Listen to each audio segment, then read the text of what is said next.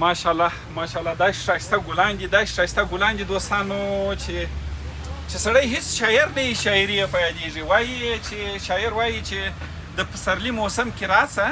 د پسرلي موسم کې راشه ما به ګلان درته تازه ساتلي وینه او بل وایي بیا وایي چې په پسرلي موسم کې راشه ته به ټپې کې زه به کور سنبالوم او بیا وایي چې پسرلی راغی ونې ګل سوې له وچه ډاګه د لونګو بوی راځي نه او بل شاعر بیا وایي په وطن بیا پسرلی راغی زه په جانان ته وړم ګیډۍ ګیډۍ ګلونه هغه ګیډۍ ګیډۍ ګلونو نو دغه دي ماشاءالله ډېر ښایسته ګلان دي دا هم ګل خرڅوونکی دی سړی مه سې جوړ په خیر شه په څو دي په 100 روپۍ دي دا په څو دي په 200 دا په څو دي دا نو کوچنی ګل خرڅوونکی دی کوچنی ګل خرڅوونکی مکتب وایه په څوم صنف کې ماشاءالله ماشاءالله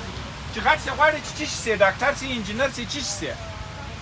وای ماشاءالله ډاکټر صاحب نوم دې څه دی ډاکټر سهیل ته به زموږ ډاکټر یې غواړي چې د غټانو ډاکټر شي که د کوچنیانو ډاکټر د غټانو ډاکټر شي وای ماشاءالله خدای دې خپل هیلو ته ورسوه چې هیلې ونه لري هغه خو نو ژوندی نه دی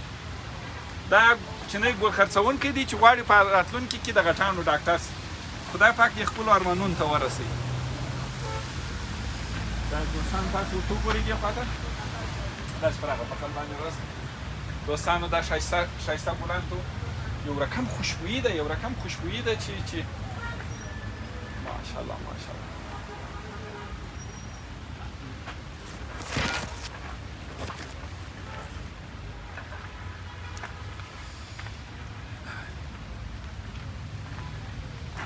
ګران ګل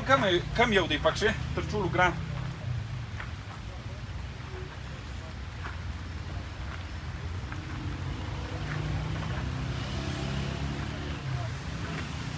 دا بیا ګلګلا په باغ کې مه ګرځه دلبره په باغ کې مه ګرځه زړګیه په باغ کې مه ګرځه زړګیه ګلان شرمیږي مخ په پاڼو پټوینه هغه نو دغه ګلان یې ویلي واه واه واه واه ماشاءالله ماشاءالله څومره ښایسته خوشبویي ده څونه یې ښایسته دغه کړي یو پر بل باندې سربیره سره ایښي دي